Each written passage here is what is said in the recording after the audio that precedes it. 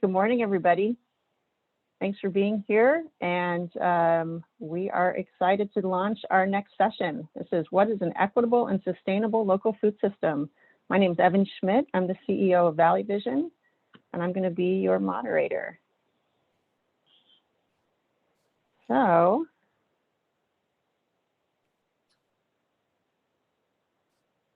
all right, so what are we going to do during the session? We're going to dive into some of the key themes of a resilient and sustainable food system. So first, we're going to focus on defining some of the key terms. So what do we really mean when we say local, sustainable, resilient, equitable? These are all really important terms when we talk about our food system, but we want to dive in deeper with what they really mean. We want to talk about what are some of the influences on food systems from local to global and how do they interplay with each other. We'll talk about elements and strategies that make up a resilient food system and really focus in on what are some successful strategies and what are some models that we really want to see. We will talk a little bit about the challenges that we see to equity and resiliency in our food system and how we might address those challenges. And finally, we want to really focus on paving a path to the future for a resilient and sustainable food system. I have a panel of experts here who are going to be first presenting, and then we're going to be having a discussion. So I have Gail Feenstra, the director of UC Sustainable Agriculture Research and Education Program. I've got Michael Dimmick, the executive director of Roots of Change. Ilias Tokopoulos, the director of the AI Institute for Next Generation Food Systems. And then me, who you've already met, Evan Schmidt, CEO of Valley Vision. And we'll talk a little bit, we'll introduce you more to our organizations and some of the work that we're doing. And in fact, we will start with Gail. And Gail, I'm going to turn to your slides, and we're going to hear from Gail about UC SARAP and what you're working on and how you really envision a sustainable food system. Thanks, Evan. Thanks, everybody. And it's so good to be here. I'm going to tell you a little bit about the Sustainable Agriculture Program where I work. So SARAP is a statewide program of agriculture and natural resources, which is the extension service in California's land-grant university. And in 1986, through an act of the legislature, SARAP was founded with support from grassroots efforts from all over the state. We were the first sustainable agriculture program at a land-grant university anywhere in the country. So, next slide. Since SARAP's inception, we have been committed to addressing a lot of the challenges that have faced our farmers and our ranchers and our farm and food system laborers, rural and urban communities. So specifically, some of these challenges include the economic strain on our farmers, especially the small and mid-scale ones, and food businesses, due to structural and policy barriers in a globalizing and ever consolidating food system. The pandemic has really hit everyone hard, and it has brought into stark relief some of the weaknesses that we've seen in our food system. We're also very acutely aware of climate change and environmental degradation, soil, air, water, and the effect on surrounding farms and ecosystems and communities. And then finally, we note there are inequities in the food system from farm to fork, from lack of access to land and capital, from producers to healthy living and working conditions for farm and food system labor, to food insecurity to the 16 to 17% of our population and 25% of our children. So what are we doing about it? That would be the next slide.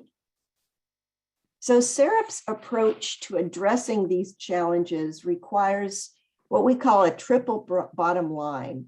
We use the tools of research and education to support a food and agricultural system that's economically viable, environmentally sound, and socially just and responsible.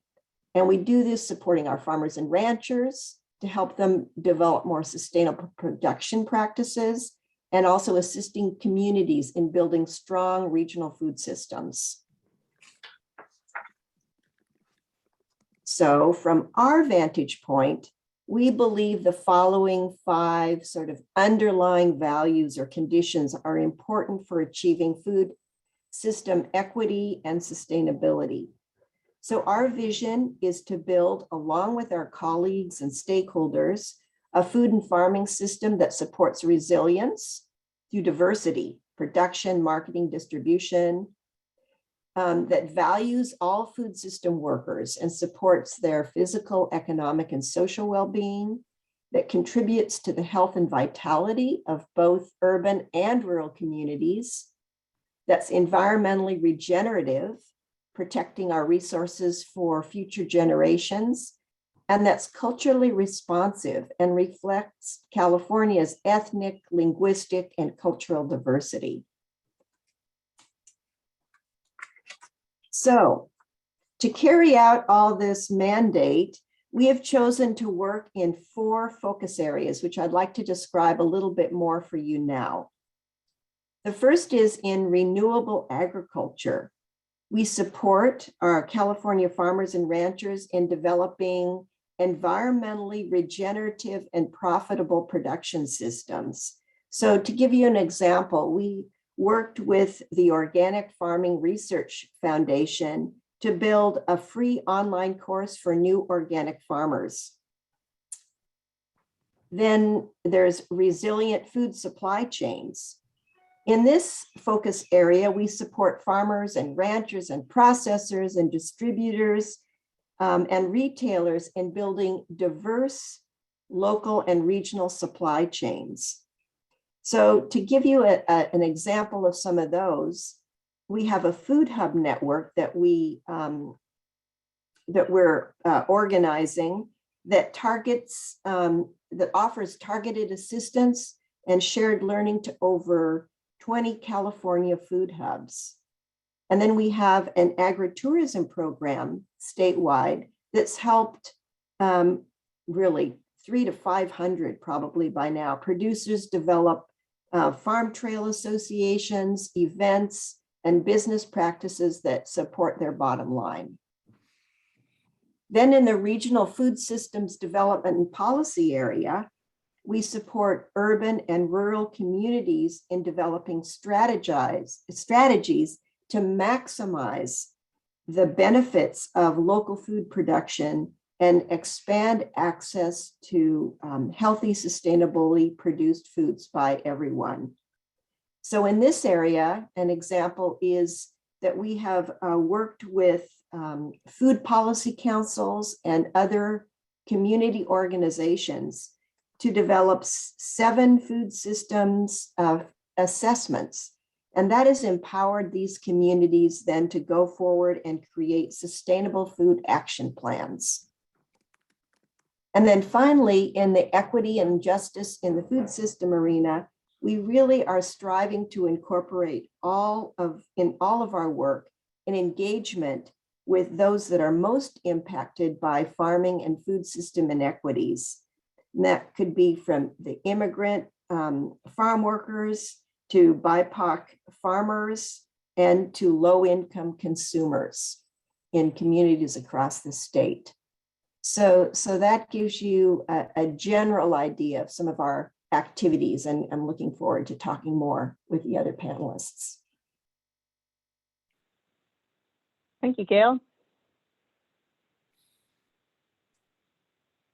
And I am now going to turn it over to Michael Dimmick to introduce himself and talk a little bit about Roots of Change and the work that you're doing. Thank you, Evan, and thank you, Gail. So Michael Dimmick, I am with Roots of Change and have been working in this position for a long time, since 2006. And you can go to the next slide. We focus on the development of actions in the state of California that will transform the food system to be more sustainable, more regional, more socially just. And so these different lines up here in this slide are the descriptors we use as we talk to different people we work with. We spent the last few years, 2013 on, really focused a lot on policy. The roots of that go back to working with Gavin Newsom when he was mayor of San Francisco, when we launched the state's first regional sustainable, healthy food policy for a city.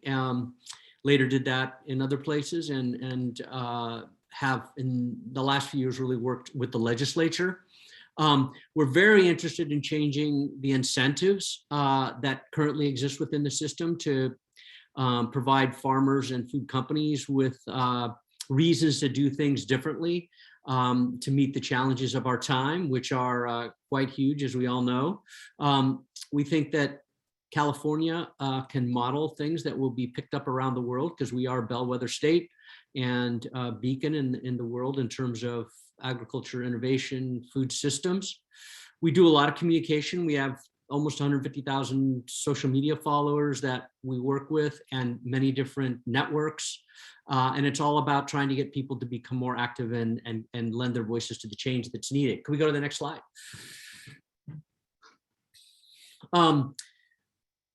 I put this up for a couple of reasons. Roots of Change has always worked in coalitions. We were founded to work with large groups of people and to inspire change and collaborations.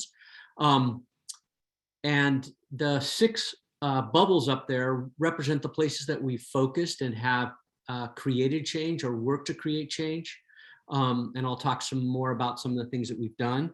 But at the bottom of that slide, you'll see 2 networks: the California Food and Farming Network, which represents 48 nonprofits who focus on work in Sacramento primarily, but are policy oriented. And then the California Food Policy Council, which has 28 members around the state. And Roots of Change was the catalyst for the formation and really funded and staffed that for the first 5 years of its existence. It's now off on its own and growing, and has really focused on supporting communities as they develop their own expertise and programs and knowledge in their own communities.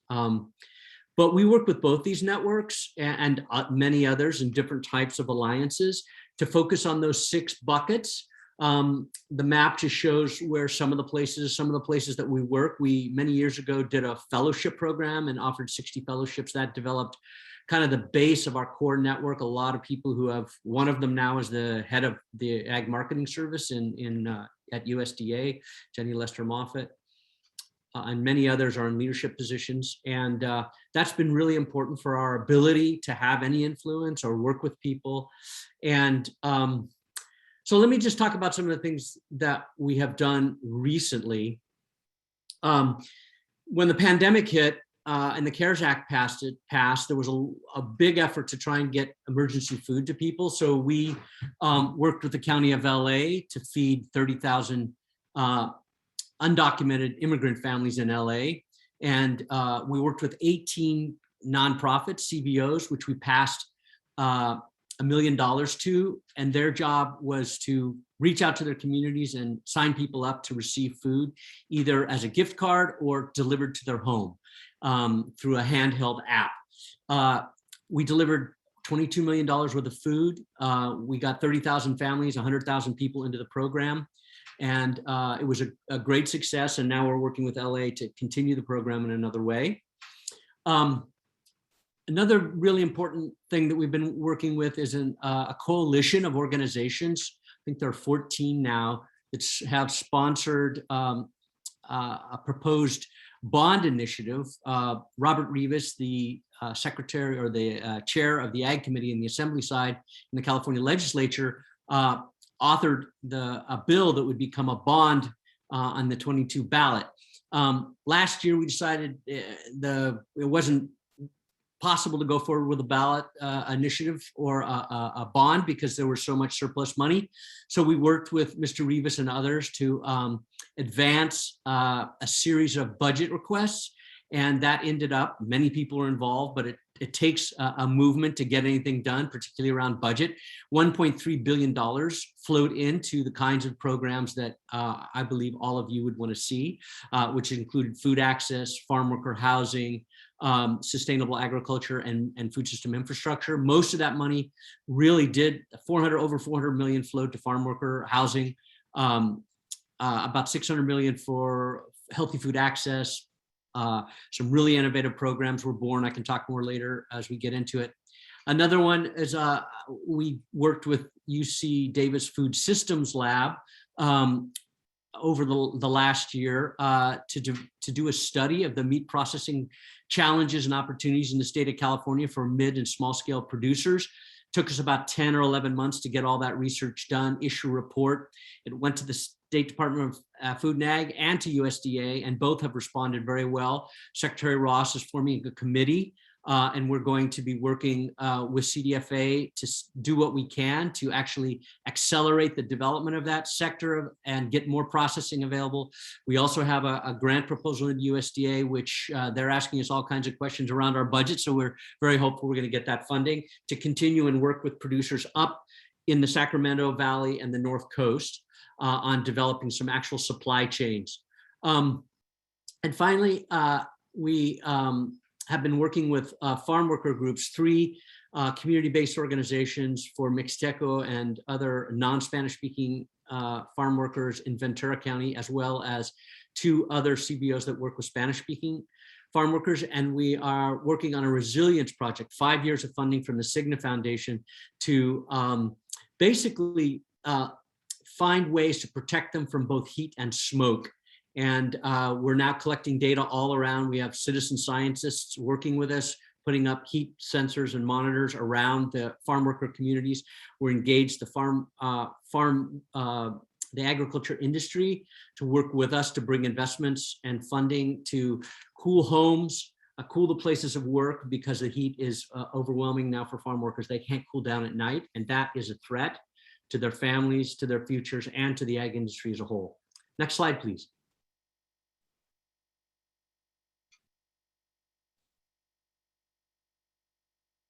So you can follow us. As I said, we have a lot of social media. We have a podcast called Flipping the Table. We're on Facebook, Instagram, Twitter. So yeah, we'll have a website and a newsletter that goes out like every 4 to 6 weeks, depending on what's going on. So we'd love to have you follow us and look forward to the conversation. So I'm done. All right, thank you so much, Michael. It was great. I also want to note to our audience, please put your questions in. So if you have questions for Michael or Gail or Ilias coming up, please go ahead and put them in the chat, and we'll make sure we get to them. So now I'm going to turn it over to Ilias to talk about the AI Institute for Food Systems. Thank you, Evan, and thank you, Mike. So hi, everyone. Good morning. My name is Ilias Tagopoulos, and I'm a professor of computer science in UC Davis, also the director of this newly founded institute, the AI Institute for Next Generation Food Systems, or AFIS, AIFS. And I'll start by introducing some of the facts in the US food system, starting with workforce and the challenge we are having there. So first of all, our farmers account for 1% of the US population, a staggering difference from what we had 50 years ago. 1/3 to half of the hired agricultural labor force lacks authorization to work in the US, and 60% of production comes from 5% of large-scale family farms. So you see there is a lot of unbalance and variability in our food system. Going to the environment, the total crop plant has decreased by 15% over the past 20 years. Pesticide and herbicide use has increased 10 to 20% over 5 years. And agriculture is responsible for 9.3% of total US greenhouse gas in 2018. And of course, livestock and soil management are some of the key factors. About 1/3 of the food supply is lost, water waste. Now, this also has an impact to our health. So 40% of US adults, 80% of year 12 to 19, so our kids and teenagers, are obese. At the same time, 1 in 8 families in America are hungry, 12%. Worldwide, we have 820 million people go hungry and 680 million being obese. And of course, we care about local, as we discussed here, but what we do have ramifications that are global. So with that in mind, we created this institute, AFIS, which has a mission to develop and leverage transformative AI for the ethical production and distribution of safe, sustainable, nutritious food with fewer resources. AI and food systems, and even more so AI and food banks, they're not words that you hear often together. We want to change that. Next slide. So in terms of partnership, APHIS is the collaboration of 7 partner organizations, 6 plus USDA. We have UC Davis, Cornell, Berkeley, Illinois, USDA, ANR, and where ANI is Agriculture and Natural Resources.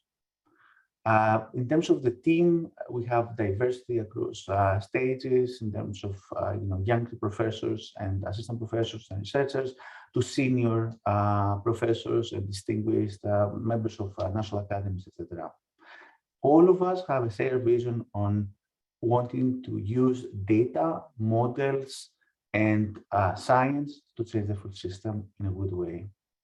In terms of individual research strength, as you understand, there are institutions with a lot of training and education. They have a very good relationship with practitioners in the field, with farmers and growers, as well as consumers. And of course, they have leveraged many times in the past AI and computational science for what we want to do. So it's a total of 20 million for 5 years with many, and this is the initial grant, and many other grants that they're coming through. So the way we see the food system is as a continuum. It's not just one vertical. It is a holistic integrated view where we have the 4 different verticals within, and we're focusing on plants. So it's molecular breeding, agricultural production, food processing and distribution, and nutrition. So talking about farm to fork. Now, there are 2 things that they are overarching, they are across the board. One is the people and workforce, and the second is AI and data and analytics, which we see as the connective tissue. It's not small codes and scripts and different methods within micro projects, but it's something that brings everything together, the glue around it. Now, with that, and this is my final slide, I'd like to talk a little bit about the challenge opportunities that we see. So how can we bring groundbreaking AI-driven innovation to the food system? From our perspective is data and how to leverage data for applications in food banks and the food system. So invest in data sets, benchmarks, and standards. Have a holistic approach, not things that they are in silos and disconnected. Then have a technology for the food system and not a technology that's a byproduct from self-driving cars or financial system. Build technology, and we're talking about AI here, that it is for the food system to be used. And then collaboration and inclusion always, because these are worlds that they are usually not talking to each other. Now, once we have that, how do we promote fairness and equality with AI in the mix, which is one of the themes of this conference? We want to focus on AI ethics, make it part of software and methods. As you have heard in the past, you can have the perfect storm having AI in the mix. If you're not careful, you can create a lot of bias based on the training data, based on the complex models that are built that they are not very interpretable. We need freedom to collaborate while verifying compliance with regulations, of course, and then public policy awareness and education. The last part is more of how can we stay competitive from a US standpoint. So that needs strategic funding, like DARPA-like programs with vision and long-term effects, as well as an environment that is inclusive, allows innovation, and encourages commercialization. And with that, I'd like to thank you.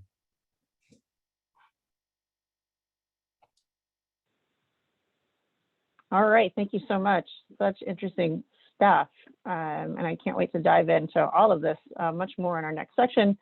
But first, I do want to talk a little bit about Valley Vision in this space and the work that we're doing. Valley Vision is a nonprofit and civic leadership organization. We're located in Sacramento, and we're very regionally facing. And so we often work within the 6-county or even more framework of Sacramento, Yolo County, Yuba, Sutter, El Dorado, Placer County, the same as our local council of government. And what we're really known for is bringing communities together to tackle the region's big challenges. And we're really focused on creating a livable future. The types of work that we do actionable research. We bring people together to collaborate around problem solving. We do policy advocacy, and we catalyze action through the programs that we do. We work in a pretty broad set of issues, but we always focus on the triple bottom line values. So we always focus on advancing economic prosperity, social equity, and environmental sustainability in all that we do. One of our core focus areas that we work on is food. So food and agriculture is one of our core impact areas, and we've been working in that space for our entire history, which is more than 25 years now. Whoops.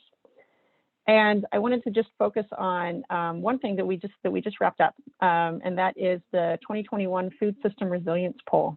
Some work that Valley Vision does in the region is public opinion polling, and we do this to really look at what are some of the pressing issues in our region and what are community perspectives, experiences, and attitudes around these issues. And so we just completed one about the food system, and it just came out a few weeks ago. So the poll was in the field from July 15th to August 4th. As I mentioned, it covered our whole 6-county region. And to conduct these polls, which we typically do 2 or 3 times a year, we partner with the Sac State Institute for Social Research, where we have a panel of participants who have agreed to answer these surveys for us. So our whole panel is about 1,300, and for this survey, we had about 900 respondents with a margin of error of plus or minus about 4%. So takeaway from that is it's a demographically representative poll, and we have a pretty high degree of confidence that the responses that we get are representative of the community at large. So for this one, the food system resilience poll, we really focused on food security and access. We looked at people's experiences around food and agriculture. So are they visiting farms? Do people think about gardening, healthy food, cooking, that sort of thing? We wanted to know what people think about the Farm to Fork brand. So our region is the Farm to Fork capital of the United States. So how do people feel about that, and do they relate to that brand? And then finally, we wanted to know about attitudes towards land use and climate change, and how people are thinking about this environment in which our food system is operating. And here you can see all of our partners over here, including Sac State. We had Cap Radio, who released the poll, and they're our partner for the last couple of years on these polls. So they did a whole round of stories over the last month. Western Health Advantage and the Sacramento Region Community Foundation, both supporters. So I just wanted to share some of our most high-level findings, and you can find the whole report on the website. But first of all, we found that self-reported food insecurity was reported at a higher rate than at the average of the nation as a whole. So when asked a series of questions that we use the methodology from the USDA about in how they measure food insecurity, and we had 16% reporting that they have low food security. So that was a really alarming finding for us to really understand that our region actually exceeds the national average when it comes to food insecurity. We also looked at, like I said, experiences around food and agriculture. And we did find that people are getting out there and experiencing local food and farms, but there were still a large percentage of people who had not had the opportunity to grow their own food or participate in a neighborhood garden. We found that people of color were more likely to value neighborhood gardens and also less likely to have access to them. So that was an important finding for us. And we also found that people who were less food secure tended to be more interested in things like neighborhood gardening and cooking classes. Respondents really highly valued wild open lands and farmlands. They were very oriented towards farmland conservation. And this was very consistent with a poll we did a few years ago about the environment, where we found that people really prioritize open space and farmland above housing and commercial development. So an important finding in our region. We did find a lot of people throw food away. So about half reported that they regularly throw food away. But we also had a high degree of people who said they would be willing to pay a fee to support food recovery programs. And we framed that kind of specifically around a monthly part of your utility bill, and found that that close to half would pay up to $5 a month to support food recovery programs. And then we also found that the majority of respondents are really concerned about the threat that climate change poses to growing food in our region. So that was a significant finding as well. One of the reasons we did the food system resilience poll was to support this research work that we're doing on the Sacramento Region Food System Action Plan. This is a project that we're working on with the Sacramento Region Community Foundation, and it's really focused on exploring what we need in the region for a food system investment strategy. So through that process, we've been doing listening sessions all summer, quite a bit of data gathering. We had the poll to inform what people's experiences are in the community, and from that, we're creating this action plan to identify the challenges, opportunities, practices, and priorities, and funding recommendations related to food system. And actually, in the next session, I believe at 11:30, Grace Kaufman, project manager at Valley Vision, is going to be presenting some of the high-level findings of that report. Then the report itself is going to be released later this month. So I'm looking forward to that, and we really feel like this will contribute to the roadmap that's needed to support a resilient food system in the Sacramento region. Here I have our contact information for myself, but also our other staff who's working on food and ag, and that includes Trish Kelly, our managing director, who is presenting tomorrow at the summit, I believe, and Grace Kaufman, who I mentioned.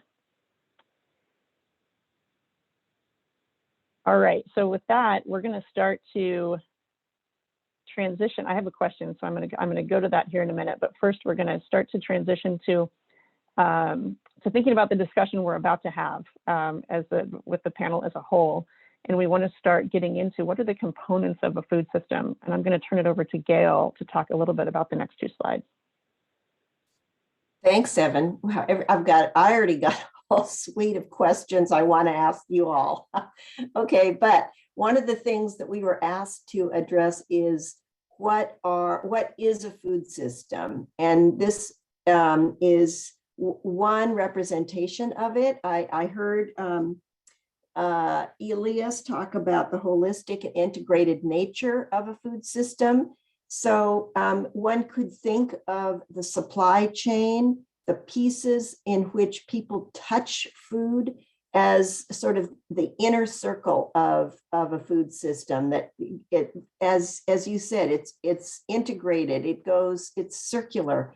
It's not exactly a chain because we go from land, the resources to produce food, to food production, transportation, aggregation, processing, marketing, preparation, consumption, and then to food waste and recovery, which goes back into, we would hope, land.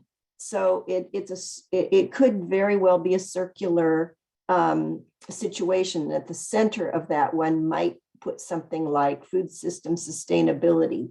So if this were the case, however, we all know that there are a lot of influences on this supply chain.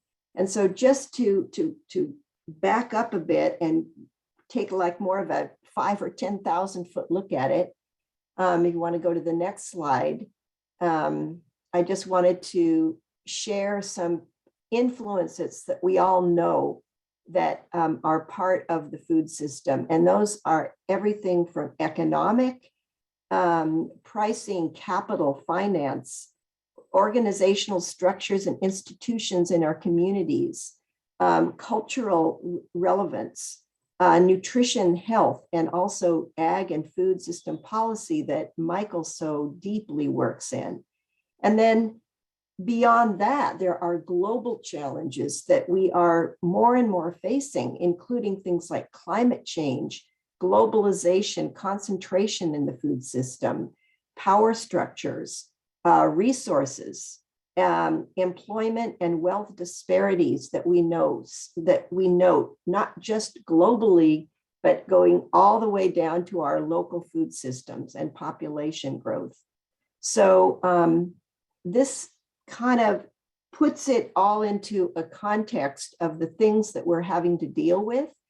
And the food system is very intricately involved with all of this. And I think all of our organizations are trying to address this in various ways to increase the sustainability of the food system.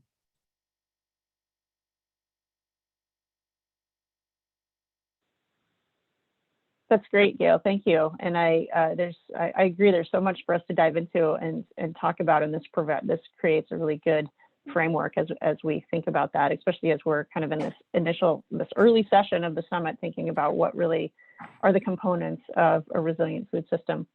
I have had a couple questions come in from our audience. So the first one is for Dr. Tkopoulos. Could you say more about the ethics within AI and how it links to equity?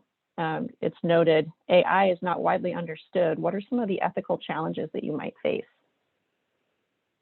Yeah, great question. And let me first start by saying that Dr. Aaron Smith, who is leading the ethics class in NAEF, is speaking about that at 1:30. So let's see, first of all, what does AI do, really? AI, it looks at data and finds associations. That, like, in a nutshell, that's all that AI does.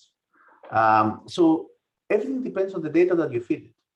For example, if that data have only people of specific sex, a specific age group, or specific ethnicity, that may have some patterns in their genomes or their health or their lifestyle, that AI will find an association within that and may actually come into conclusions that they are only for that group and they are not well generalizable, easily generalizable to other groups. They may say that you need more lettuce in your food while you actually don't. They may say that your problem is not diabetes, but it is, I don't know, osteoporosis, something else. That, again, it's very biased because of the data that you're putting in and the way we are using this agnostic system. So that is one of the issues in terms of having an ethical and equitable system to use. And it touches upon how do you make AI more fair?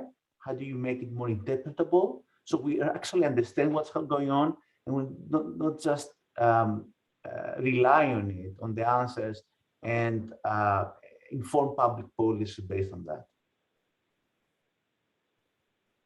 Great, thanks for that additional description, really helpful. I have one more question here, and that is there a connection between the high degree of food insecurity in the area and food deserts, or the unavailability of nutritious foods at nearby stores? And in our survey, we did find that when we looked at people with lower food security, we found that they often have to travel further to get to their preferred grocery store. And they also rated the availability of healthy food and produce at their grocery store as less than we saw for people who were more food secure. We also asked questions about accessing culturally appropriate food. So if people have religious, ethnic, or kind of cultural foods that they're looking for, how easy is it to find those? And again, we found that people of color, BIPOC people, and less food secure people had a harder time accessing, or were more likely to want to access culturally appropriate food and had a hard time doing that. So Evan, that is very similar to the work we did in one of our food system assessments in Kern County. And I don't know if it's possible even to go back. There was one slide that was hidden in my little deck that had a picture. It was like a GIS map of the county. And it showed that the areas where there were food stores, like a 2-mile radius around each one, was different from the areas of the county that were most food insecure. So, and often those folks that are most food insecure don't have cars, or they don't have transportation. They have to rely on public transportation. So that is even another element. Yeah, thank you. And Gail, while you were talking, I was clicking, trying to see if I could get to that hidden slide, and I wasn't able to. But that does sound like it's really similar to what we found. Okay, I see a couple more questions coming in, but Michael. Michael wants to say something. Yeah. On this issue of food swamps, food deserts, different terminology around it. One of the things that is of note, I think, and important is the state of California is now funding a program called Healthy Store Refrigeration Grant Program. So communities that have, let's say, corner stores or stores that are small, not typical grocery stores, can apply for funds from this, and it will allow the owner of that store to buy a refrigeration system and receive technical assistance on how to both procure and display and promote local produce. And it's not just produce now, it can be also local products from the local economy that are food related. And we were successful last year. Phil Ting, the Assembly budget chair, put in a request for $20 million for that program. So there's $20 million.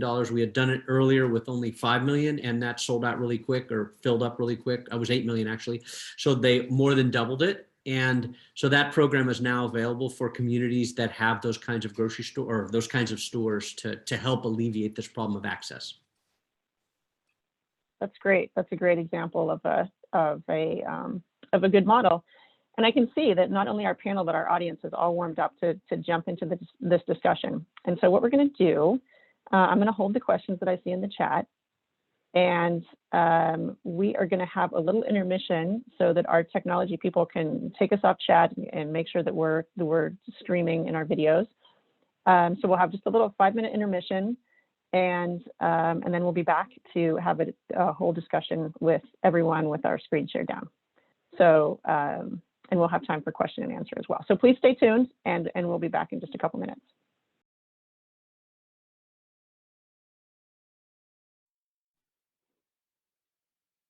All right, and we're back. Thanks, everybody. We've taken our screen share off, but there were a few questions still coming from the audience about the opening presentation. So we're gonna go to those questions, and then we'll just kind of go into more of a panel discussion. And so for the panelists here, we're all gonna jump in, ask each other questions. It's gonna be a full discussion, not just a Q&A. But I will start with a question coming from the audience, and this is from Michael. What are some of the challenges that are faced when working with farmers to change their practices of farming that help reduce emissions, sequester carbon, et cetera?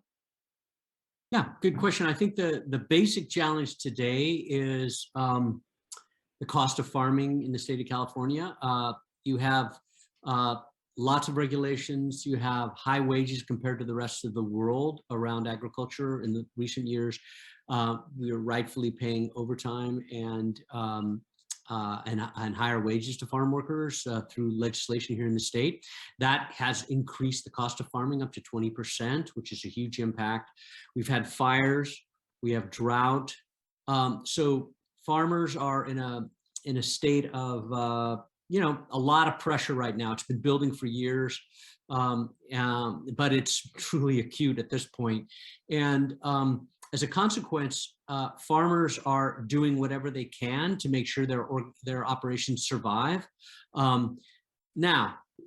So it's very difficult for them to do experiments without a sense that there's going to be success and a contribution to the bottom line, basically the economic costs, impacts of farming. So that's why earlier in my presentation I talked about incentives. So one of the things that the Secretary of Agriculture and many people talk about, you've heard from my fellow panelists here, this idea of ecosystem services. How do we support farmers for doing things on their land that will be good for capturing carbon? California has a great program called the Healthy Soils Program, and we provide grants to farmers who are capturing capturing carbon in their soil. That does two great things. Takes carbon out of the atmosphere, and some scientists will say that up to 40% of the excess carbon in the atmosphere today is a result of 500 years of plowing soil. So there's a huge potential impact if you stop plowing and you do systems of agriculture that don't require a plow so often or at all. The other thing that the Healthy Soils Program does, it's really cool, by improving soil quality, you capture more rain when it falls, or precipitation. You capture more rain. That's feeds into the aquifers, and also the soil will hold more water for a longer period of time in dry weather on hot weather. So those are very important things. So it's really about incentives, I think, to get the farmers to move in new directions that lower the risk of an already risky business. Thanks, Michael. And I feel like this question that's been asked is such a huge question, right? How do you help farmers adapt to what's happening with climate change? And I have a feeling both Gail and Ilias have thoughts about this as well. So Gail, how about you? What comes to mind when you think about that question? Michael, that was an absolutely fabulous answer to that question. I totally agree with that idea of incentives, both from a policy dimension and then working with agriculture, with researchers and cooperative extension agents that can help farmers to deal with some of those challenges that they're facing, business practices and environmental changes. The other thing that comes to mind when you said that is, how do we ensure that all scales of farmers have access to those incentives and that are able to manage some of the changes that we think are important? And often the smaller or the immigrant farmer has difficulty in accessing some of those policy incentives that you were talking about, Michael. And I would really like to see us pay attention as much as we can, both from the education side of things, the policy side of things, the research side of things, to make sure that all farmers have access to those strategies, because I think they're smart. They know what to do, and regulatory issues and costs often get in the way. So just a little add-on to what you said. All right, Gail, can you hear me? Yes, I can. Okay, I've lost my internet, but I'm still connected by phone. So I'm coming back in. Sorry about that. I think that's a great add-on. And Ilias, I wonder what your thoughts are about how AI can help address farmer adaptations to climate change. Yes, definitely. So first of all, what Michael and Gail said, spot on. Completely agree. So incentives is number one on bringing those incentives in, and this needs policy, but also needs the right tools and the right education. So it is related to the access that Gail was talking about. So what tools can we create to empower farmers and others and stakeholders in order to have this control and curb emissions and all that? And there is where AI can help. There is where we can actually have prediction tools, predictive tools, prescriptive analytics, where we can show that if you use the strategy A, is as good as strategy B or better, but at the same time, it has this added effect because it creates a more sustainable environment, because it's using modeling, because it's using past data. You don't have maybe to use so many pesticides. Maybe you don't have to spray at that time because it's not the time yet. Or maybe, because of the weather change, maybe this is the optimal strategy in terms of crop management, etc. So this is where AI can help creating those tools. Now, creating the tools by themselves, yes, they can empower the right people, but it has to be the right people. The right people are always the educated people, the people who know what this is about and what this does to their life, their career, their family, and the world. So we need to have very strong outreach and education programs coming with those tools, not just have them on a vitamin. Great, really helpful. And one sense that I'm getting from the audience, Ilias, is a real curiosity about AI. What role does it play? What does it look like? And specifically, what are some easy, quick wins that you've seen in the AI world? I think you just talked a little bit in one realm, but maybe you can paint us more of a picture about what are some wins that you've seen using AI to support a resilient food system? Yeah, great question, right? I mean, what are the low-hanging fruits for AI and the food system? And I might say many, because AI doesn't have a lot of penetration in the food system. This is about to change. The reason it doesn't have a lot of penetration is not because the food system is not worthy or we don't have the right people. It's just that AI has been a perfect storm. There is a need for talent, and AI needs a lot of data, a lot of computational resources, and usually a lot of money. And for all the right or the wrong reasons, there are other sectors that they have that versus the food system. Now, this of course will change, and we see the change already with a lot of attention coming to nutrition and food. And this is where there's going to be a percolation point and critical mass where you're going to see exponential growth and innovation in the food sector with AI. We already witnessed some of it. So in terms of easy wins, I would say the number one, the most impactful easy win we can have is de-risking the supply chain. That's number one. And we are living, in the era of COVID and climate change, and we're witnessing every day, right, with fires here in California and all that. So it's where we can actually predict the risk and recommend actions before we actually witness the risk. We actually have it, feeling it. That is one. The second I would actually focus on is personalized supply, personalized goods. Right now, the food system is more of general categories. And if we're talking about a food bank, even less so. I think there is tremendous potential to maximize the benefit to the individual and groups of individuals versus just giving the same packages to everyone. And this is where AI can help to personalize and make the food system more precise to our individual needs. That's great, thank you.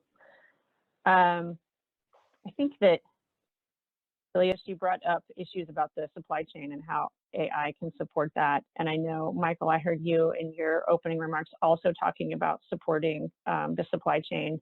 I wonder if you might talk a little bit more about what you've seen work in that space and what are some successful strategies to support the local supply chain. Yes, so I'll talk about meat because that's the one I'm most steeped in right now, although we could talk about produce because there's some cool things happening there. But so it's really about relationships. One of the huge downfalls of the industrial meat system that we have today is the loss of the relationships, the networks of connection between a food supply around an urban center where you have a lot of people buying food. For instance, meat, probably 95% of the meat in California is processed in the Midwest or the South and brought back here. We produce, not a huge amount of cattle compared to other places, certainly a very small number of hogs. We produce a lot of poultry. And a lot of the poultry is actually processed here in a few plants.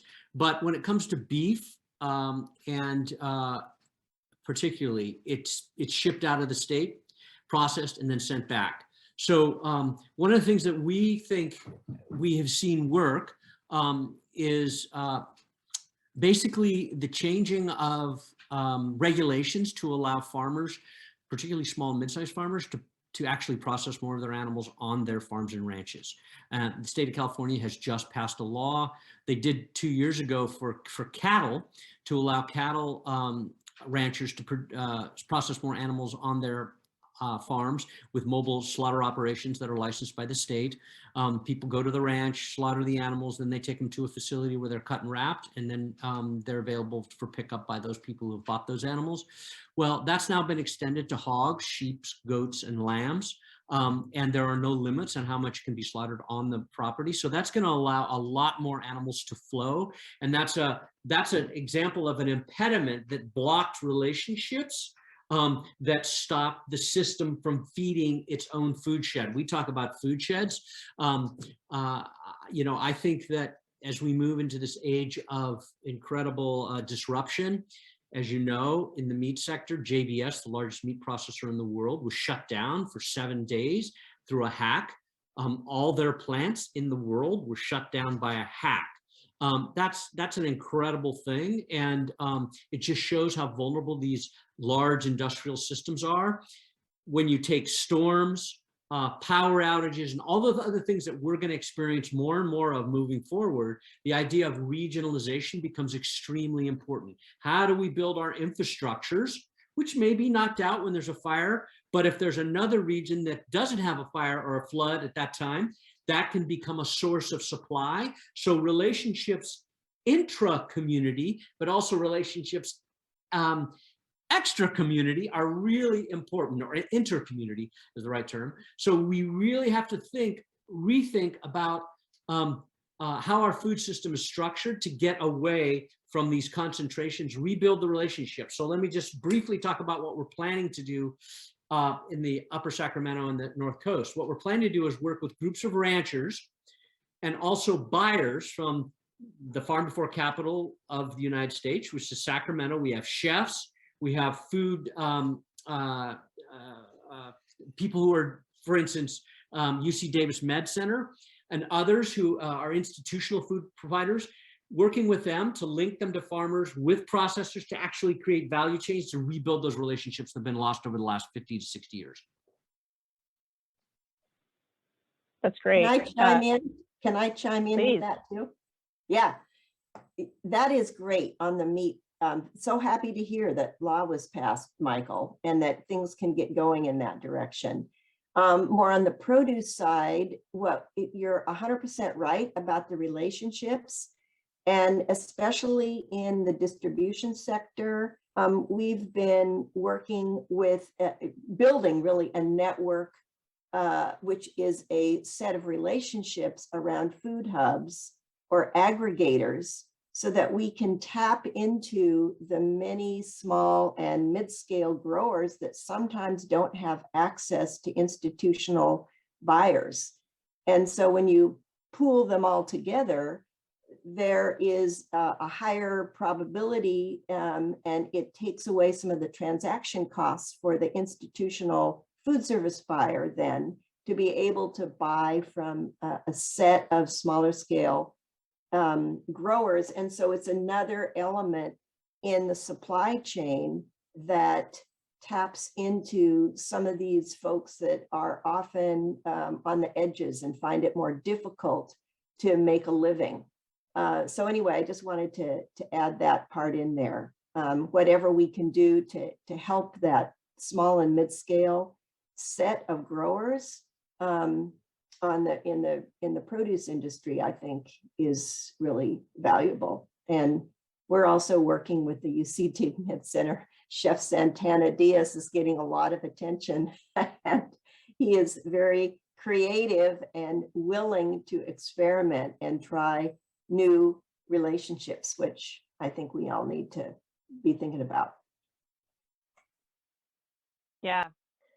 And speaking of new relationships, I want to, as we think about the supply chain, and you started to go into this, Gail, of talking about how do we create inclusive pathways into the supply chain and into the to the food system as a whole. So, Gail, maybe you could talk a little bit about the work that you're doing with BIPOC farmers and how we're really or how you might regionally be supporting diverse farming, and start with that. Well, I think we're trying to do that in all of our different programs, particularly in we have one of our programs, this is the sustainable supply chains. And the food hubs are one opportunity to tap into BIPOC farmers, smaller and mid-scale growers, and to aggregate their products so that they can then sell to either a school district or a hospital or some other institution.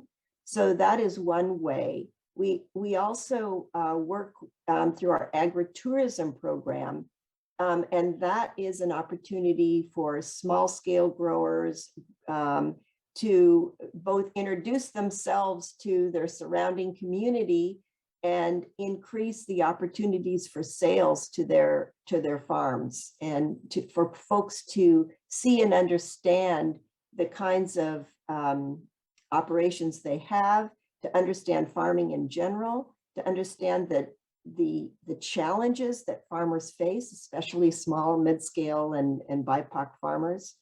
And then I would say in more of the research side of things, I think we're trying very hard to make sure that all farmers have access to the results of research, whether that means translating things into other languages. It means making sure that everybody has access to being part of the decision-making processes when we're beginning these research projects, and to the results and the networks that they're distributed to, et cetera. So in all ways, I think we're trying to open up the door to more people, and that's not always easy, because we're used to doing things a certain way, and we've got our own networks, and that means we need to expand them. Yeah, Michael has more to say on that. Well, I just want to say that the big challenge for our mid-size and small scale producers is price, right? What are they getting paid for their product? Because they don't have the economies of scale, they don't have the technologies often that the bigger operations have. And so one of the things that I think is very important for us to think about as a society is the fact that we need to figure out, this goes back to the subsidy situation. How are we subsidizing? Are we subsidizing the big growers by paying for their insurance premiums? Or are we going to subsidize producers that need this support in order to keep the system more resilient by providing some kind of price support? One thing that does exist now in the state of California and federally is the Gus Schumacher Nutrition Incentive Program that the Farm Bill last time included $250 million through USDA for grants. California, Roots of Change, and others worked to pass a law in California and build a fund, the California Nutrition Incentive Program. This year, it just got $20 million. I think we're up to like 40 million since it started. That allows us to pull that federal money in from GusNIP, so we can double the amount of money we have available to pass out to farmers markets, corner stores that have the refrigeration systems, other retailers that want to participate in a program where a SNAP family or a mother on WIC can come into a store and double their purchasing power. And in farmers markets and corner stores, it's often the smaller producers who are supplying those if it's a local situation. So that's a way to ensure we can get more funding so that low-income people can buy the best produce. The other are gleaning programs that are going on around the state and the country, where people who are recovering food from farms and then make it available to medical systems or community centers so that people can access healthy, fresh food. So these are big challenges. And as a society, we have to figure out how we're going to move the money to ensure that we have a lot of every scale producer to deal with the challenges of resilience and knocked out systems at different times. Can I just say one more thing, and then I'll be quiet? I want Elias to have a chance to pipe in too. I added to the SNAP Ed and the Double Up Coupons program and GusNIP, and that is the Farm to School program. And California is a leader nationally in funding farm to school efforts, in which they're providing school districts with funding so that they can pay the higher price that sometimes local producers need, and bring local regional produce into the school systems, fresh food that kids it's local, it's fresh, and so kids have a higher likelihood of wanting to eat it, and it supports our regional producers. So that kind of incentive program, I think, is really important, and it's expanded exponentially in California of late, following some examples from Oregon and other states. And so I have a lot of hope that we're going to be seeing more farm to school, farm to institution supporting farmers and consumers. That's great. Thanks for that. And we've covered a lot of ground here, and I will want to go back to thinking about farm education and things like that. But before we do, I want to pull on a thread that Michael started of talking about kind of system challenges and where the money's going. I want to bring Ilias in. As we think about AI, how can AI start to address some of those challenges that we're seeing to some of these more systemic barriers? Yes, thank you. Yeah, that's the million-dollar question, right? First of all, we need to overcome the challenge that AI has by itself, right? As we discussed, we need data. Without data, AI, it's not modeling, it's not mechanistic modeling. It needs to learn from data. And it's not any data. It's data that they are relevant, they are well organized with the right metadata coming in and without too much noise that will, just come up with the wrong relationships. So how do we get this data? We need to work with the people behind the initiatives that we just heard from Gail and Michael, and we need to start recording that data at the pilot scale, figuring out how to do it in a more larger, scalable way.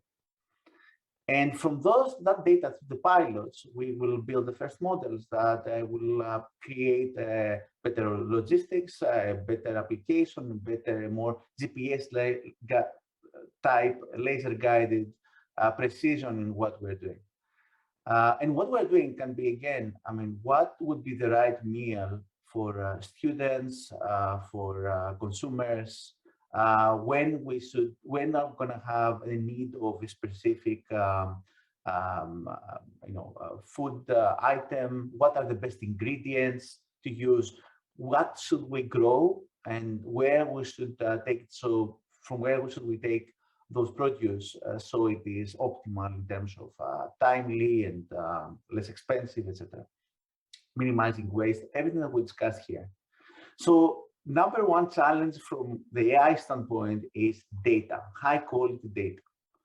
And again, it's the only way to actually tackle this is creating a platform, creating a system where we can work with our partners to capture that data and analyze it. That's one. Yeah, I think Michael has something to say.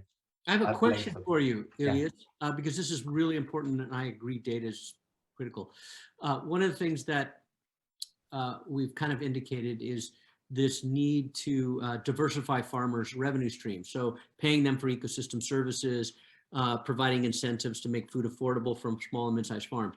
What about the idea of actually providing a revenue stream? I've heard Karen Ross talk about this, providing a revenue stream to farmers for their data and to CBOs, nonprofits that are struggling all the time to fund themselves. It seems to me that a lot of the really big tech companies that are using AI are profiting off everybody's free data. You hear the debates around this. Why don't we make a revenue stream of data for CBOs and farming companies and small farms of all scales? Yeah, that's a great idea. And one way is to pay for data. And if you have incentives around like getting money out of that, that's great. The other is if you somehow getting a benefit by sharing your data. If you know that you're going to become better and gain more, earn more for you and your family, that's another way. So you don't really have to pay for data, but knowing that you're part of the program, it will make you more competent and more efficient. Both ways are great, and they actually have similar effects in different ecosystems. I got a question too, as long as we're asking questions. So Ilias, or Michael, Ilias in particular, could you describe for me and perhaps some of the panelists what kind of data we're talking about? And if we were to provide incentives for farmers, what sort of data would we be asking them to provide that would then go into your database that could be used to improve farming systems or whatever? Yeah, excellent. Great questions, and I love it. Let's go down the rabbit hole because data depend on the application, that what you want to solve. So tell me your number one pain point here. So what are we trying to solve here? And this is to Gail. Let's say that we're interested in how much farmers can, with their farming practices, can impact climate change. Great. Okay. So first of all, we need to define what these practices are. What are the different alternatives? And we need to actually find the footprint for climate change. What does it mean in terms of carbon emission, in terms of pesticides, in terms of whatever? And I know that some of that may be less relevant, others more relevant. So that is the first type of problem definition and data gathering that you need to do, right? Once you have that, then you can connect the effect with different actions that you have. And then you need to have also the economic measures, like what does this mean in terms of cost, in terms of incentives, in terms of yield and production. And having that, then you can optimize, create a system, an algorithm, a machine learning method that optimizes that for the different crops and different locations for the different groups. So do I make sense, Gail?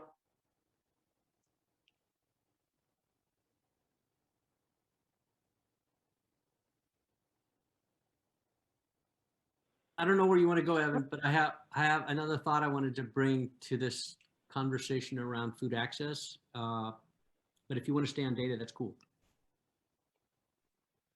No, go ahead, Michael. So, we were talking about healthy food access and thinking about what is the real cost of food. So we know that diet-related disease in California, particularly diabetes, is costing the state alone almost $40 billion a year in lost productivity and actual cost for care. It's $40 billion in the state of California. So it's in the hundreds of billions nationally, and I don't know what it is globally, but it's a ton of money.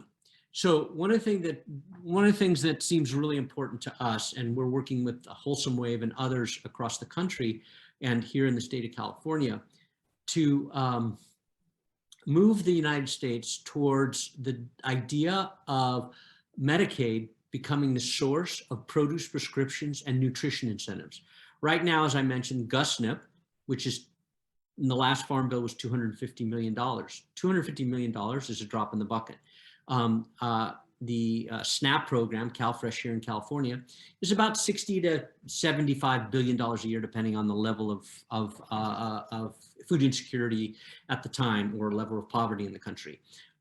So it's actually not nearly enough, 70 billion, to provide all the low-income people in this country with access to healthy food. So, and that includes good meats. We think that there's healthy grass-fed and other types of meat that should be included in nutrition incentives eventually.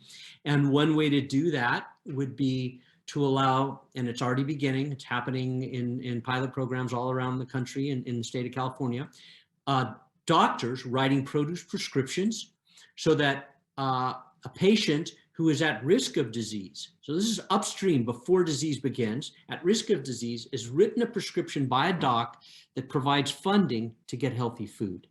That in the end would be great, and it should be 25 billion a year. We estimate 25 billion a year to provide folks with access to healthy food. Now, when you start to bring in the healthcare system, then you get to data. This is what made me think of it, because data becomes really important. And in healthcare, electronic data systems are what needs to be going on, particularly for Medicaid.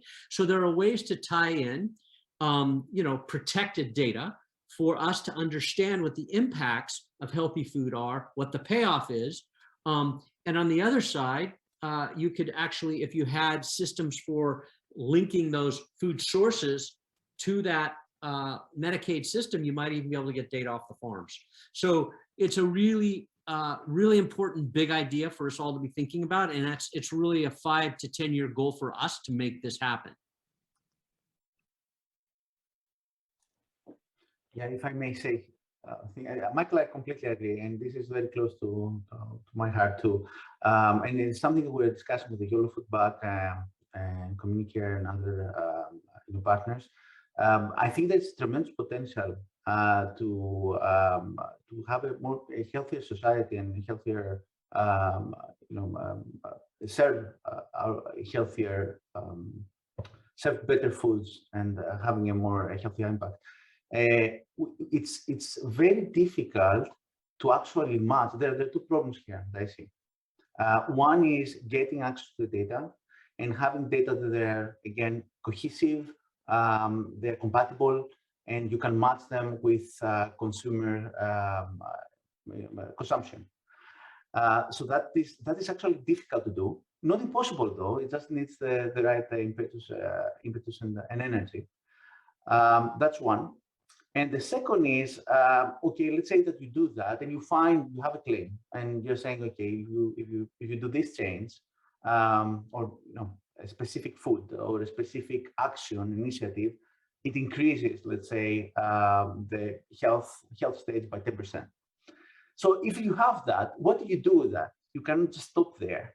Then you need actions. And having these actions in terms of policy and recommendations, that's another difficult road. And of course, we have to go through it. But it's just the second obstacle that we usually see in a lot of, we have a lot of resistance sometimes. But this is exactly, I think, where we should be going. So just to ask you, Michael, on that, did you mention insurance companies as part of this? Because it seems to me that they would also be really interested in participating in something like this. And they're big. Yeah, so healthcare providers and health insurers have probably an alignment around this if the right incentives, because healthcare providers get paid for taking care of people.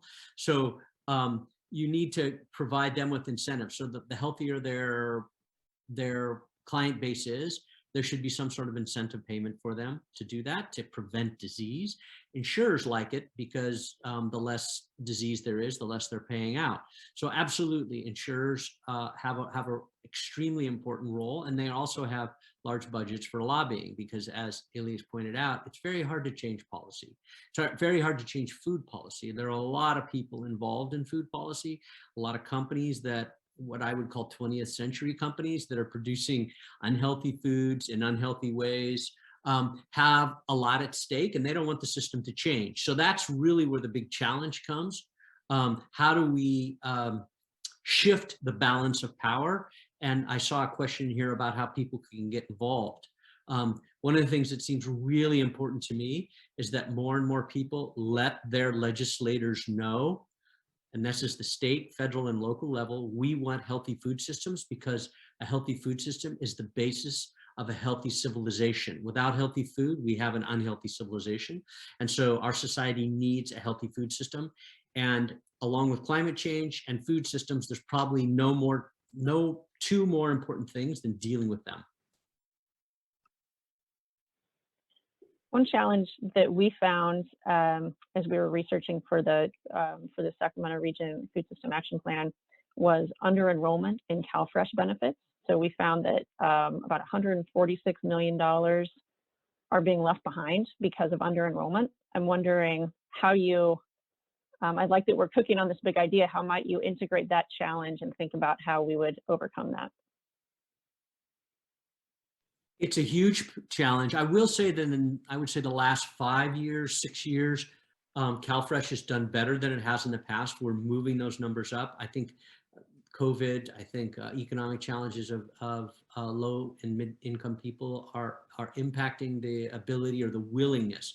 But the truth of the matter is, this gets down. It's like vaccinations. There's a lot of political rhetoric that is utilized by different policymakers to keep the numbers down. There are some communities in the state of California and across the nation who will not really promote SNAP or CalFresh in our state. And that's a huge challenge that has to do with placing it in proper perspective rather than this polarized situation. You just made the economic argument, $147 million more to your region that would be flowing, that would lift the grocery stores and other providers, lift the farmers up economically, which farmers are the most, probably one of the most effective distributors of wealth because they buy a lot of inputs and that feeds the economy. And so it's really important that we get the argument out of right, left, conservative, liberal, and we talk about economic and human health. And so, that's how I would seek to frame it. And there a lot needs to be done. But again, let's talk about incentives. What can we do to incentivize a county or a city to do all it can? Counties usually are where the CalFresh system is promoted from in our state. What can we do to provide an incentive for a community to embrace fully and utilize fully all those funds? So I think that gets to something, Michael, you've worked on a lot, I know, which is organizing groups of people in communities through food policy councils. And if one of the questions was, how do people get involved? I think it is at the local level, because at those organizations, you have representation from county governments, the food programs, the food banks, institutional and retail buyers, farmers markets, and other organizations, farm organizations, and everybody together can help figure out what some of the answers can be. And they can also hear from each other what some of these challenges are. I'm sure a lot of people don't realize some of the things that you have so articulately described right now. But if you were in a local setting with people you trust, and then that can lead to some really community-based responses, recommendations, and strategies for taking the next step. And then when you put all of these regional food policy councils together to feed into the state level food policy council that can really make some state and federal level changes and has the wherewithal to do that, I think if you're talking about a bottom-up approach, that's the kind of thing we need. We also need top-down, but that is one of the things that we would like to see. That's great. And I think one thing I would like us to dive into is talking about what has happened in the last year and a half and the system disruption that's come about because of COVID. And I think, Gail, your comments right now, I think, are a good segue to that, because there was a lot of local organizing. We saw a lot of informal structures come up around food emergency response, which was wonderful and really did make a huge impact in communities. And I think there's also a recognition that we have some system catch up to do, to think about how did we weather through this huge disruption? What did we learn, and what do we need to take away from that? And you see that through challenges to the workforce, challenges to food bank distribution, and the kind of peaks and valleys of having to distribute the food. A lot of different instances where systems were really disrupted and challenges were brought about. And I'll just put this to everybody. What did you see as some of the main disruptions, and what are you taking away from the experience that we really need to learn and focus on moving forward? Well, let me just say a few things more from an academic, bigger picture perspective. In the last year and a half, of course, everybody was out there trying to measure what happened and what some of the takeaways were. What worked? Why did some organizations and strategies work and others didn't, because it was, all open and everybody was trying everything. So I just wanted to tell you about a few things that I learned from reading a number of academic analyses of this as they studied actual food systems throughout the United States. And one of the things that they said, what are some of the successful strategies? And there, in one particular paper that I've been really would love to see how we could apply some of these things here. And I think we've all heard of this. What works is when there's a high degree of connectivity in the food system. It's particularly like in the farming systems, people have many sets of relationships between farmers, between distributors, buyers, and so on. It's not like just one supply chain. There's a lot of self-organization in those communities where it's successful. There's increased infrastructure being developed for regional food systems. There's a degree of redundancy built into the system so that things aren't, you have diversity already, and they call it complementary diversity. There's innovation happening, and this goes to what Elias is doing with AI. There's always an idea of being open to new ideas, but retaining the things that work from the past. There's ecological self-regulation, working with nature, and that gets to the ecosystem services and that. And then the final thing, which is an interesting thought, is the successful communities were those that embraced disturbance for transformation. That's what they call it. So instead of running away or freezing up, they immediately took action and figured out how to transform the system to something that would work to feed people, to pay farmers, etc. And I think that those regional food systems were the most successful in doing that. They were most nimble. May I jump in on this? Because this is beautiful, Gail. Thank you very much. I just want to relate a story that I heard well, you remember Hurricane Sandy back east. Some of you will remember. One of the most inspiring stories I ever heard was, or I've ever heard, was the story of the farmers market urban ag community of Red Hook, which is out in the kind of the south end of Brooklyn. So when Sandy hit, that area was extremely flooded.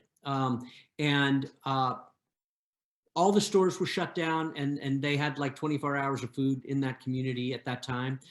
Corner stores were shut down, grocery stores were shut down, vehicles couldn't get in and out. But what was amazing is that the Red Hook Farmers Market and urban ag community had many things that were utilized right away. They were ahead of the federal government and the city and the county in responding what happened. They had coolers, they had generators, they had vehicles, they had boats, and they were able to actually put together the feeding program very quickly. And because they had relationships with farmers who were upstate in New York, they were able to bring food supplies into that area quicker than anyone else. Then something miraculous happened. Well, first of all, the mayor of New York shed light on them, said, this is great. And they started building out the ideas that they had seen occur, the resilience and the responsiveness that Gail just described, embracing the moment and utilizing your assets and doing something. But then something amazing happened. The next year, you may remember this, there was another hurricane that came up, and it wiped out all the farmers that had supplied them the year before. So in the second year, Red Hook raised up and helped the farmers who had helped them the year before. So that is a very good picture of what we're talking about here. That's great. That was a great tag team approach to that question so far, with the Tingles. very thorough, beautiful academic, and then the really great story.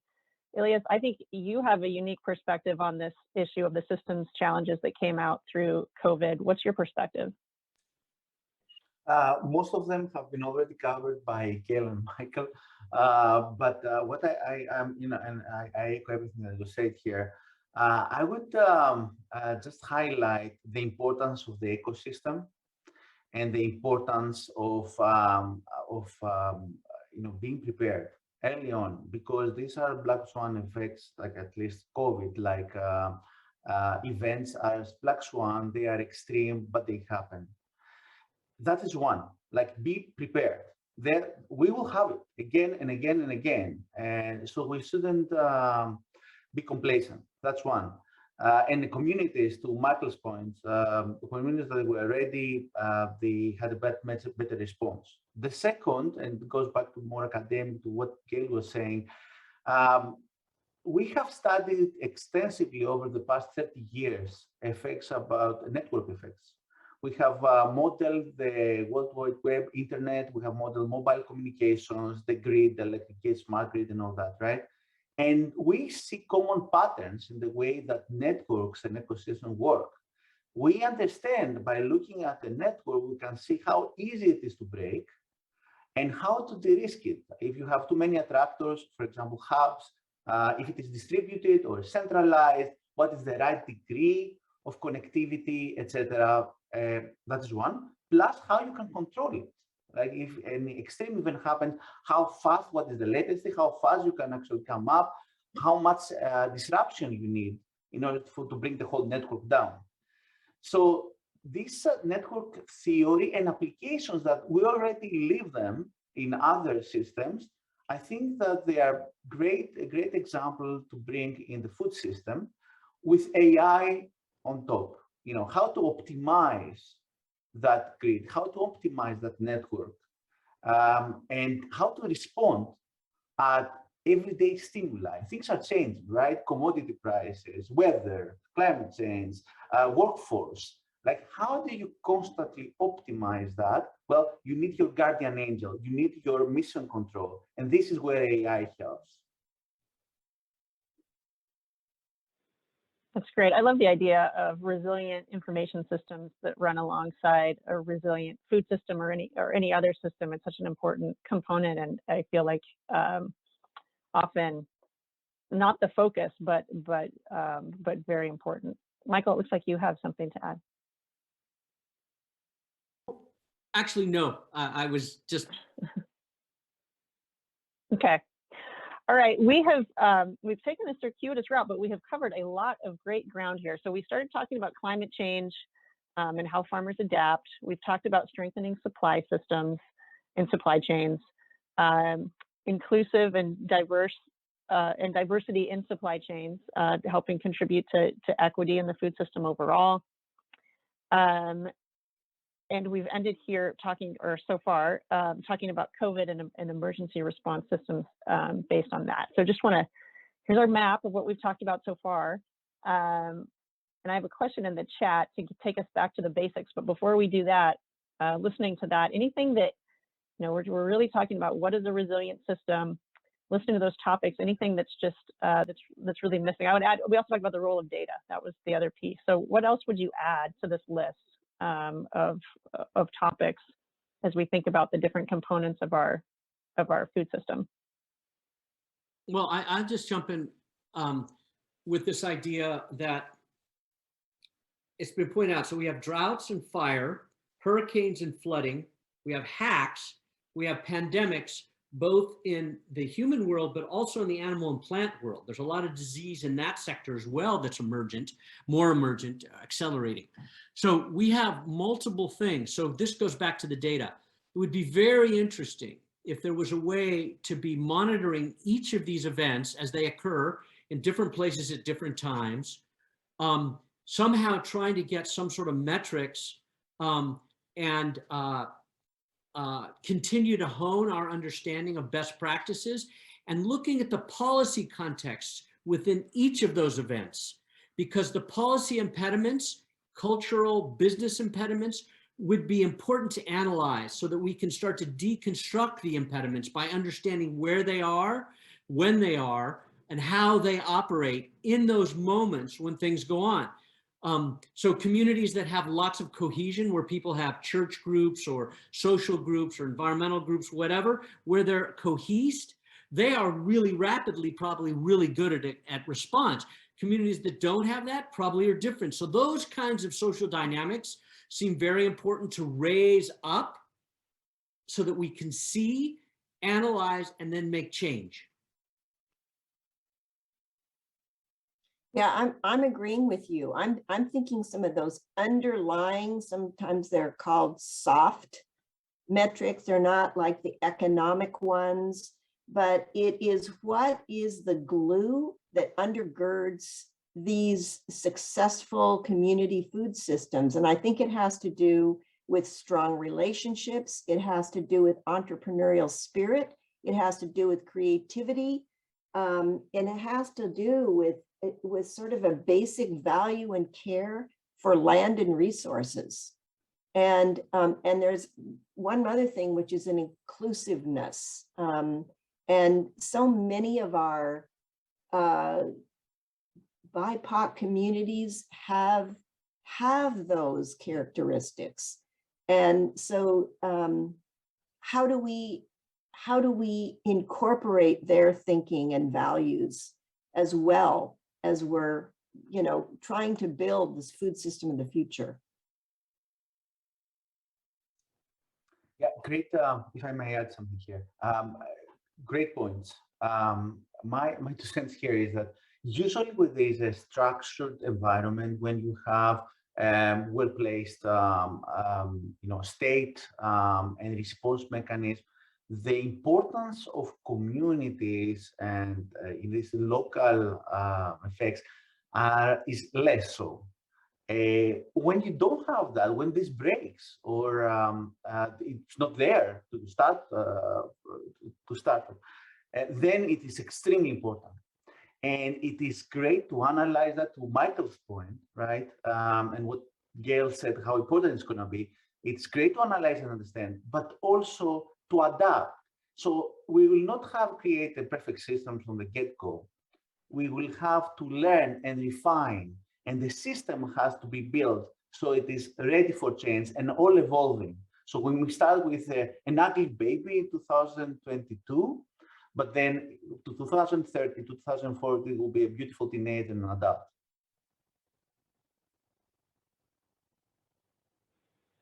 That's great. And I think what we've ended up answering here is, I think, kind of getting at how each of you are defining an equitable and sustainable food system. And those are great contributions. Anybody have anything to add as we explicitly think about that question? And, I've heard the entrepreneurship, relationships, inclusion, creativity, the data connections. What else would you put in there? I just want to underline something Gail said about inclusiveness. And I want to lift up and highlight the resilience that exists within many communities that have been oppressed, stressed, harmed for generations, if not centuries. I think there's a humbleness that's required now, particularly in the food movement, which has been dominated by white folks, at least in the media and in the academic circles. But I would say that there's been food work going back to the Black Panthers, starting really the first feeding program for kids that became a national program, the school meals program. It really began with the Black Panthers. So it's really important for, I think, folks in my world and for me as a 60-year-old white male to really be allowing new leadership to step forward and run things, frame things, lead things. And I see that happening slowly but surely, and that's a good thing.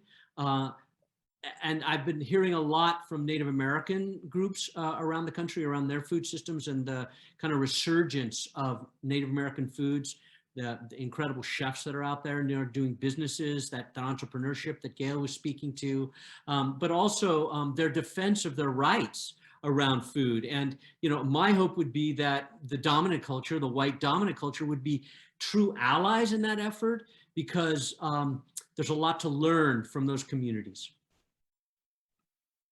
I 100% agree with that. And a lot to learn about taking care of the land too, that with all these fires and floods and water situation, I think our indigenous communities have a special set of knowledge that I think we can all gain something from.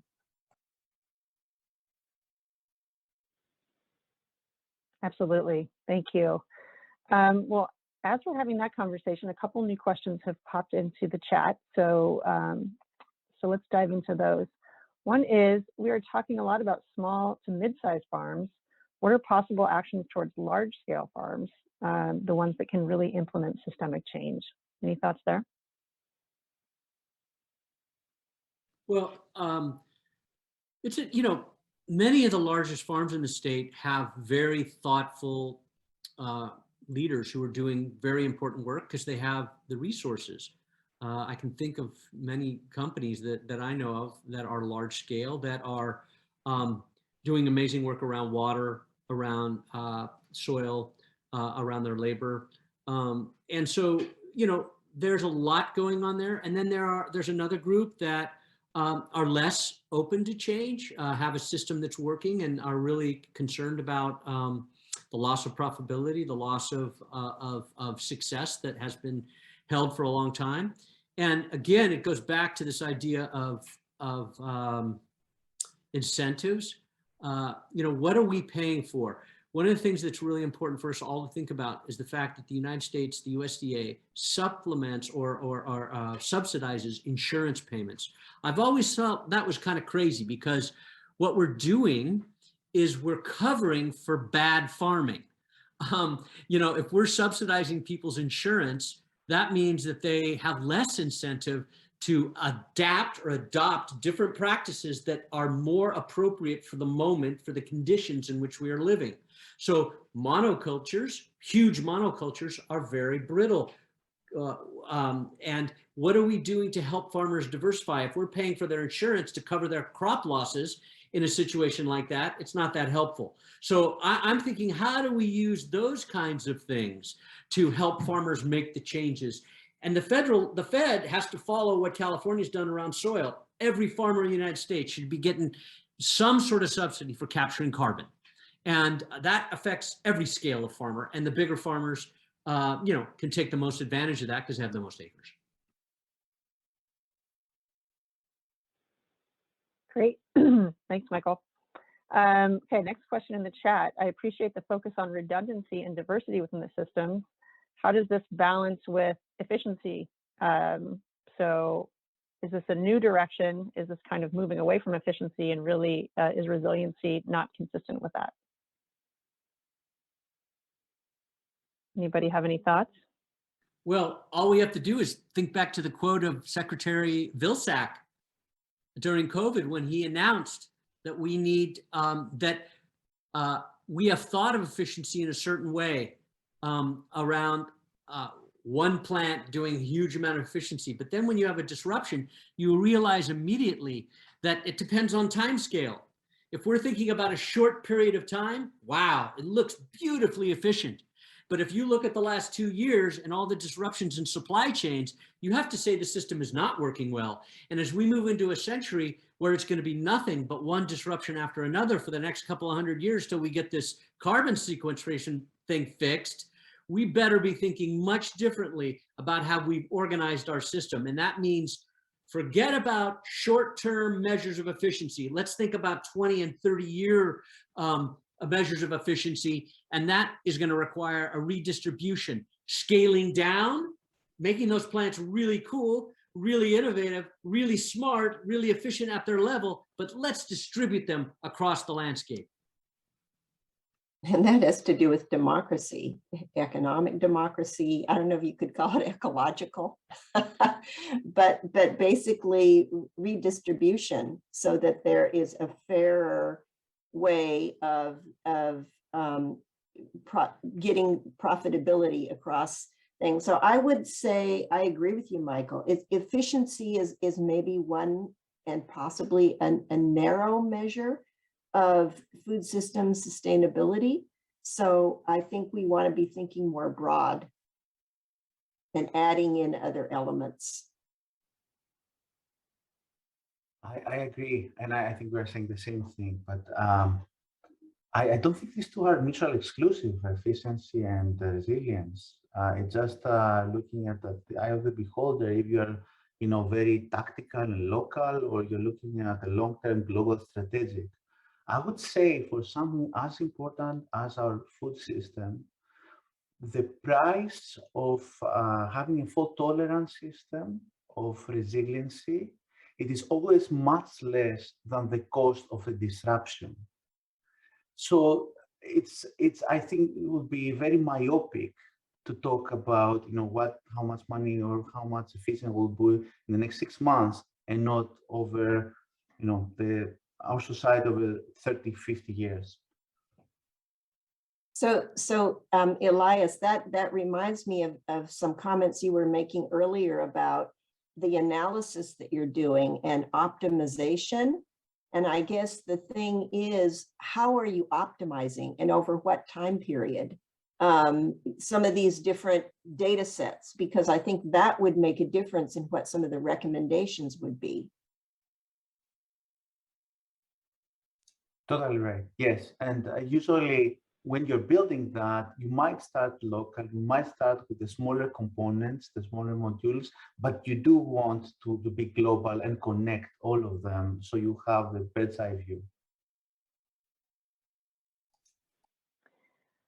All right. So we want one region to help another in different times.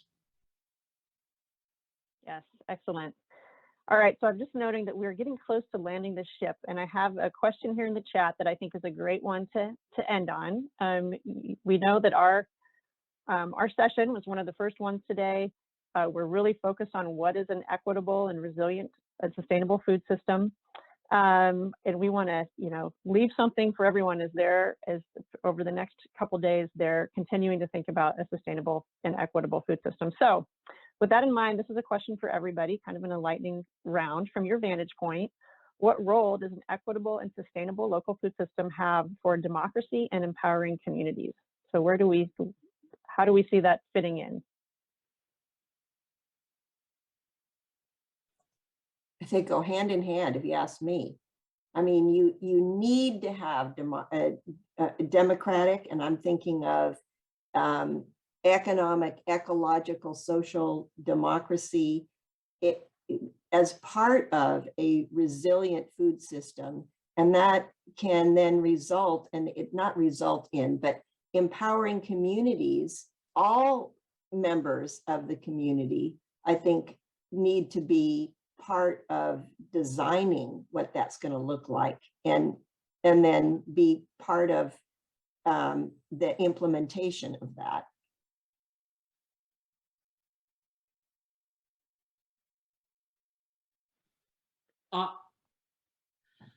I think it's a great question to end with. Thank you. Beautiful question to end with, because we're living in an incredible moment where I think in my lifetime, there's never been a moment where the idea of democracy has been more focused on, like, what does democracy really mean? What do we need to do with democracy? How do we make democracy resilient in the face of all the things that have been going on? So I go back to this idea. It's kind of a first principle for me around the world we live in. The food system is the base system of civilization. If you do not have a food system, it's very hard to have the kind of civilization that we have. I know people who argue that we need to take down civilization because it's not sustainable, and they write incredible books about it. But the truth is, we have civilization, we are a civilization, and the question is, how do we transform that into something that is, that will last? And I believe it has to begin with food, because our biggest destructive force on the planet is our own search for food. And we need to figure out how to integrate that with the natural systems. And that's why data and analysis are so important. But we also have to figure out how everybody can partake in that system in a way that lifts the health of the civilization. So they go hand in hand. I totally agree with Gail. Democratization of the food system means that local food systems are as important as regional food systems, are as important as national and international food systems. We need to understand the complexity and knit these things together in a way that creates the resilience, the ability to respond to the stuff that's going to come down over the next couple of 100 years. Yeah, I completely agree. And I would actually be here, not devil's advocate, but actually be as I would just try to make us think of this dystopian Orwellian society where this doesn't happen. Imagine we don't have an equitable food system. Imagine, I mean, even worse than what we have now.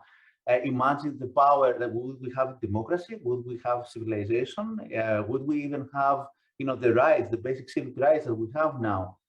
Imagine how we can go, but the risk that we're running to go there, and let's try to avoid that at any cost.